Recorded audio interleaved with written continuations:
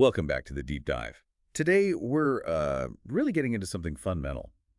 How the way you speak, well, it tells this deep story about who you are, where you're from. We're digging into Chapter 5 of Linguistic Anthropology. A brief introduction. The big topic, variation in language. And I love this Robert Frost quote to kick us off.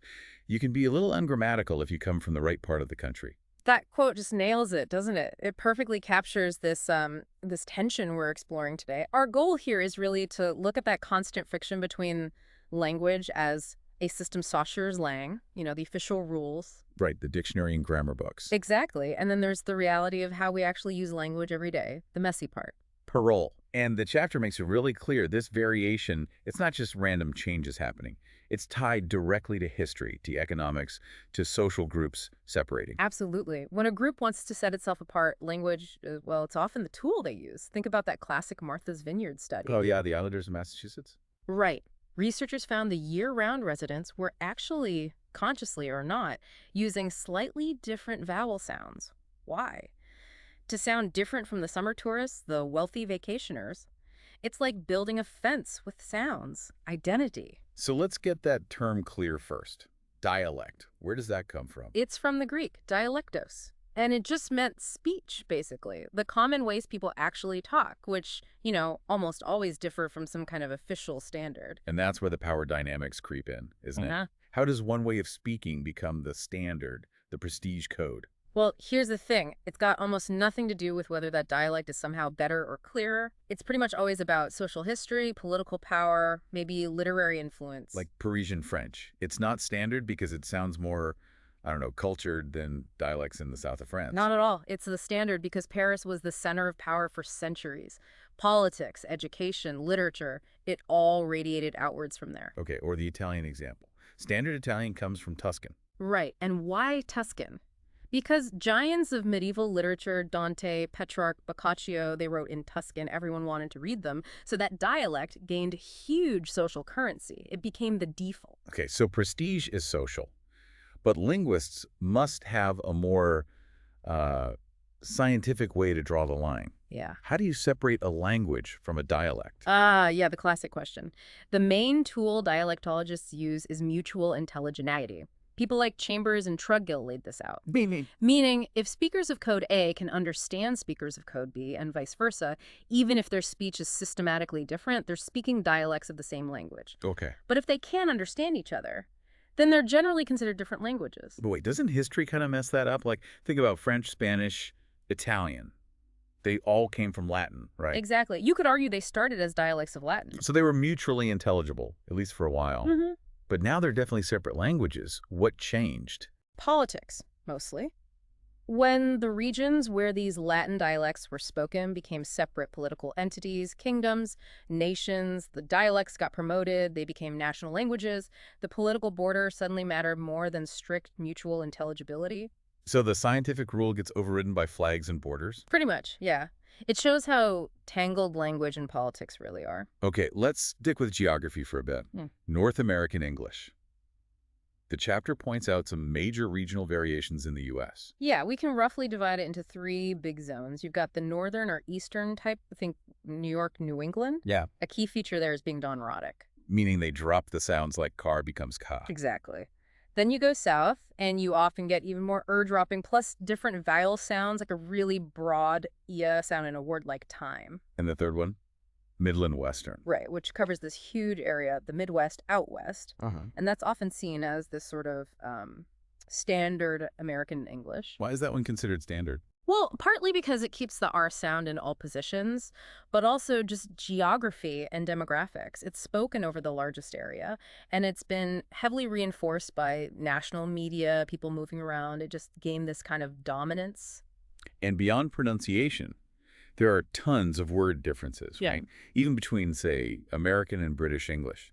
We say gasoline, they say petrol. Elevator versus lift. Color versus color, even spelling. Yeah, these little differences add up, and mapping them is the job of dialectology. The earliest tool they used was fascinating, the word cart. A word map. Yeah, literally. A map showing how one specific word is pronounced, or what word is used for a concept, across different villages or regions. It was like a huge amount of work back then. Oh, it was. The pioneer was a German linguist, Wenker. He sent out questionnaires like 40 sentences and asked people to transcribe them into their local dialect. Imagine the data. Wow. And then in France. Jules Giraud took it further. He actually hired someone, Edmond, to travel all over France, conducting 700 interviews face-to-face for the Atlas Linguistique de la France. Incredible fieldwork. Right. So we've moved on from that now, I assume. Computers and stuff. For sure. Now we use large-scale phone surveys, computer analysis, like the Atlas of North American English that used massive amounts of phone data to map sound changes happening right now. Can you give us a sense of what these maps show? Like that Italian example for the word now. Oh, it's a perfect illustration. You see this clear three-way split. Adesso is the standard form. You find it in the north, clusters around Rome. Okay. Then ora is really strong, just in Tuscany. And then that little word is common across most of the south. 3 different words for now, drawing these invisible lines across the country. That's amazing. Okay, let's shift from geography to more socio-historical situations. Pidgins and creoles. Right. This happens when people speaking totally different languages are thrown together, often in really difficult circumstances, like, say, the slave trade bringing Africans to the Americas where they encountered European languages. You need to communicate somehow, right? Exactly. So a pidgin language emerges. It's very basic, stripped-down grammar, limited vocabulary, just enough for essential communication trade, orders, basic needs. It's not bad language. It's efficient for its specific purpose. But it's not anyone's native language initially. No. The magic happens, linguistically speaking, when that pidgin does become a native language, when children grow up speaking it as their first tongue. That's when it becomes a creole. Yes. The word creole itself comes from Spanish creole, meaning native to the place. Kids naturally expand the pidgin's grammar, its vocabulary, making it a full, complex language capable of expressing anything. Like Louisiana Creole French, maybe? Oh. And the music. A perfect example. Creoles become the basis for whole new cultures. It shows how language adapts and grows. So once you have these established ways of speaking dialects, creoles, whatever society starts judging them, right? Which brings us to diglossia. Yeah, Charles Ferguson's concept from 1959. Diglossia is where a society basically uses 2 distinct varieties of the same language, but assigns them different levels of prestige, high H and low L. And they're used in totally different situations. Strictly separated. The H form is for formal stuff, sermons, political speeches, serious literature, university lectures. It's the one taught in schools, usually has a strong written tradition. And the L form. That's for everyday talk, chatting with family and friends, jokes, cartoons, folk stories.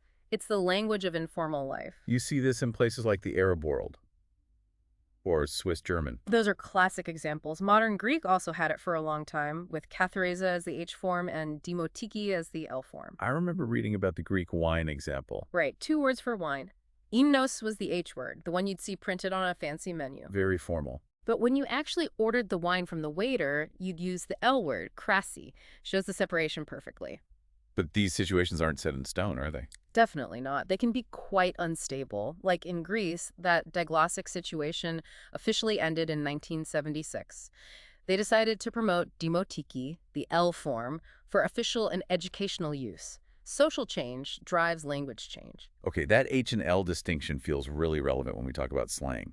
That super informal language tied to specific groups, often young people, spreading through media. Absolutely. Slang can be brand new words the text mentions glitzy, or it can be taking an old word and giving it a totally new meaning, like cool. Cool has been around a while in its slang sense, hasn't it? Oh yeah, since the 30s or 40s jazz scene, apparently. Slang has history. And adolescent slang, the chapter says, is really packed with emotion, emotivity. How does that work? It uses a few key tricks. One is tagging, adding little questions like right or yeah, no, to kind of pull the listener in, check for agreement. Okay. What else? Vocalism, things like drawing out sounds or using intensifiers like so, that's so last year. Right, and hesitancy. Yeah, using fillers like or like. Not just because you're unsure, but sometimes to hold your turn in a conversation to manage the flow. And the 4th one, well, it's profanity, used for emphasis or group bonding. The word like gets a whole section to itself, practically. Its evolution is fascinating. It really is. It pops up in the 80s, maybe earlier, initially just as a hesitation marker. I want to go. Then it took on all these other jobs. Totally. Softening statements. The movie was okay. Approximating, it costs $20. And the big one, the quotative And she was like, no way. Exactly. Using like to introduce reported speech or thought, it's become incredibly common. And people have been complaining about like forever, apparently. Yeah, the book mentions a Time magazine article from 1954 worrying about teenagers using it. And believe it or not, the Oxford English Dictionary traces one use of like sort of meaning, so to speak, back to 1778. Wow. So our linguistic pet peeves often aren't that new. Rarely are. But slang isn't just about being informal, it's deeply tied to identity. Think about hip-hop slang. Yeah, the book talks about it as resistance, using non-standard English deliberately. It's often positioned as an anti-hegemonic stance, yeah. A rejection of the mainstream, often associated with whiteness. Chuck D's quote is powerful. This is our voice. We're not going to take the cookie cutter they give us. Even spelling choices, like was for was. It's a conscious marker of identity and difference. And slang often works through these incredibly dense metaphors or ironic sketches. Like the definition of dork. A greasy male teen who studies chemistry all night. Exactly, it paints a whole picture in one word. Or using sperm donor for an absent father, that's sharp, ironic social commentary. So if slang is the informal, often rebellious code, what about jargon? Jargon is different. It's the specialized vocabulary of a particular profession or a skill or even a hobby group. Think medical terminology. Like doctors saying rectum instead of a more common term. Precisely. Or musicians using terms like coda or largo. Jargon serves two main purposes. First, it allows for really precise, unambiguous communication within the group. Makes sense. And the second, It signals identity. Knowing the jargon proves you're an insider, you belong to that group. but that line between jargon and everyday language seems pretty blurry now. It really is, thanks to education, the internet, technology. Lots of terms that started as specialist jargon are now completely mainstream. Think arthritis, eczema, even basic math terms like equation. Jargon constantly feeds into the general language. Okay, so the last big way variation happens is through borrowing, taking words from other languages. Right, loanwords. The most basic reason is just needing a word for something new, a necessary loan. Your language doesn't have a word for computer initially, so you borrow it, or you borrow the concept. Like memorandum from Latin or naive from French. Perfect examples. And English. Well, English is a massive borrower. The Norman Conquest in 1066 was huge. Because the ruling class spoke French. Exactly. Norman French, which was Latin-based. So for centuries, English got absolutely flooded with French and Latin vocabulary, especially for things related to government, law, food, fashion. We barely notice them as foreign now. But sometimes we borrow words not because we need them, but why? For prestige. Yeah, what the book calls luxury loans. Borrowing for social cachet, or maybe just because a foreign word sounds sophisticated, this often gives us pairs of words with similar meanings. Like native Germanic home versus the Latin-derived residence. Or clap versus applaud. One sounds more formal, maybe more prestigious, because of its Latin roots. The history hidden in some borrowed words is amazing. Like rivals. Yeah, from Latin rivus, meaning a stream or brook. Rivals were originally people who shared the same water source and, well, probably argued over it. And salary. From salarium, which was the Roman soldier's allowance for buying salt. Sal. Salt was incredibly valuable. Language holds so much history. So when we borrow these necessary words, they tend to change, right? To fit into English. Yes, that's nativization.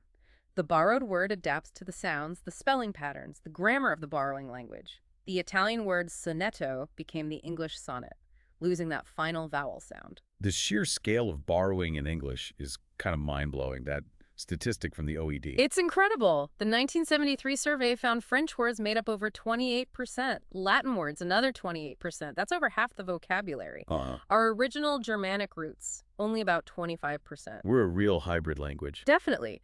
We also borrow structures, not just words, calque or loan translations, like translating a foreign phrase literally, piece by piece. The example given is the brothers Karamazov keeping that Russian possessive structure. And this borrowing process is super fast in immigrant communities, right? Oh, yeah, because the need is immediate.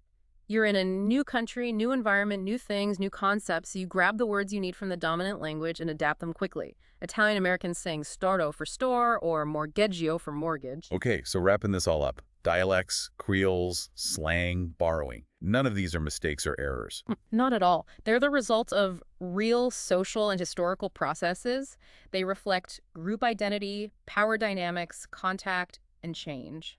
It all comes back to that relationship between langue, the abstract system, and parole, how people actually use language in the real world. That's the core takeaway. You can't understand language without understanding the social forces constantly shaping its use. The system isn't static, it's alive, constantly being pushed and pulled by us, by society. So maybe a final thought for everyone listening. The next time you hear a new slang term or some piece of jargon pops up at work, stop and think about it. Yeah, ask yourself, is this a necessary loan? Is it filling a real gap, helping us talk about something new? Or is it more of a luxury loan? Is it really about signaling identity, showing you're part of the in-group, adopting something for its social prestige? It's a great lens to view language change through. It really is. Language is this incredibly dynamic social code we use every single day. Thanks so much for joining us for this deep dive. Keep listening, keep noticing the language around you.